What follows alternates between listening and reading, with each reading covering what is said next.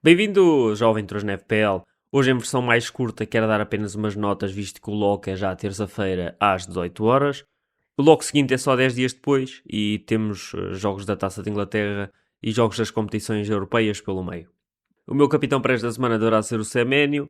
Apesar de esperar um jogo difícil, é em casa e tem pontuado regularmente, então em casa tem sido bastante bom, até tem ficado um pouco aquém dos expected goal que tem. A semana passada o Bruno era em casa, mas tinha um gol nos últimos 10 jogos, acabou por ter o penalti e fazer gol, mas penso que analisei os jogos da forma correta, sendo que o Tiago teve num jogo com 7 golos. Se for o Bruno Fernandes é para entender que o Newcastle pode sofrer mais uma derrota pesada e o Bruno tem penaltis ao contrário do Semenyo. Quanto a Haaland e os outros lesionados, penso que deve existir alguma precaução aqui dos treinadores da Premier League. Esta semana pelo menos que será difícil de sabermos antecipadamente alguma coisa.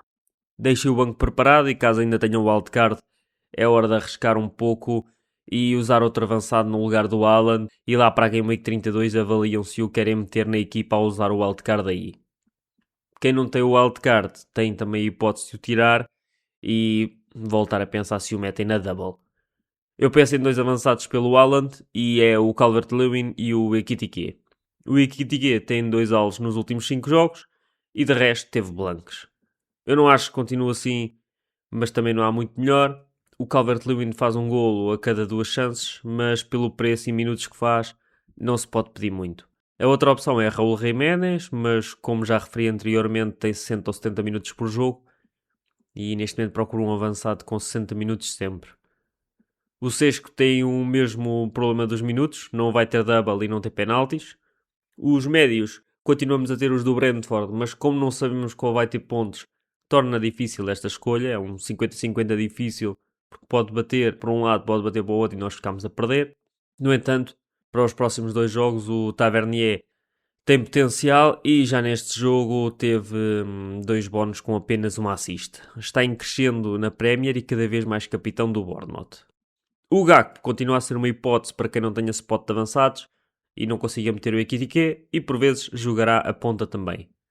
O Aston Villa teve mais um jogo horrível e sem ser os 6 jogos onde Rogers pontuou a sério, tem sido uma blanca constante. Mas como todos os outros jogadores que eu vendo pontuam, agora quero ver se quebra a maldição ou se ele não marca mais. Vamos ver qual dos dois é que dura até ao fim da época. O Enzo esta semana é um bom asset para entrar do banco e, no entanto, se virmos que o Haaland está mesmo de fora, mais vale atacar os jogos que faltam e meter jogadores em forma e com potencial a curto e médio prazo, ao invés de esperar que o Enzo entre do banco, e até porque as suas stats nos últimos jogos têm sido muito fracas, tendo em conta que o Palmer está a jogar em posições mais avançadas. Em termos de defesas, vejo com bons olhos usar os do Leeds e os do Bournemouth, pelo menos esta semana. Penso que podemos ter aqui uma alegria. O Bogle do Leeds vai participar muito no ataque do Leeds e pode ser aqui um bom ponto para quem queira algo diferente. O Fulham, como tem 3 jogos interessantes, pode ter aqui uma clean sheet ou outra. Mas como tem sido sempre a equipa dos 2-1, tal clean pode nunca surgir. O Anderson estava doente, pelo que é um problema diferente de Allen, de Rice ou do Wilson, que apresentam problemas que impedem o desempenho e não são momentâneos. Notas finais às equipas. O Liverpool teve um jogo positivo com uma semana de descanso e penso que é isto que nos espera assim que saírem da Champions. No entanto, com a quantidade de jogos que vão ter agora, penso que o Ekitike irá para o banco algumas vezes e não é um prospecto que me agrade. No entanto, se o Evanilson estiver apto para jogo e haver chance do Krupp ir para o banco, e a juntar a isto o Haaland não jogar, pode ser o momento de trocar os dois avançados ou ir Calvert e Gakpo. O Liverpool vai receber aqui o Tottenham entre os jogos da Champions, da Game Week 30.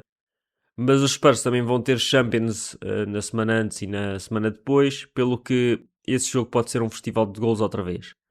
O City teve um jogo defensivo bastante sólido e Mateus Nunes continua a impressionar e com um bonus point system impressionante. O Aston Villa podia ter agora o seu melhor momento, mas foi bastante mau. Penso que este jogo com o Chelsea pode e é crítico na avaliação e na determinação da equipa para esta época. Quem tem assets do Palace deve aguentar até à Blanc e quem tem o R. Wilson ou o Rice pode optar por tirar o Rice que vai ter Blanc e manter o Wilson que se jogar deverá ser a titular. Eu não consigo perceber esta época do Everton e não acredito em punts de uma Game Week, mas o Al pode ajudar a ter um jogador extra sem vender algum dos lesionados por um preço reduzido.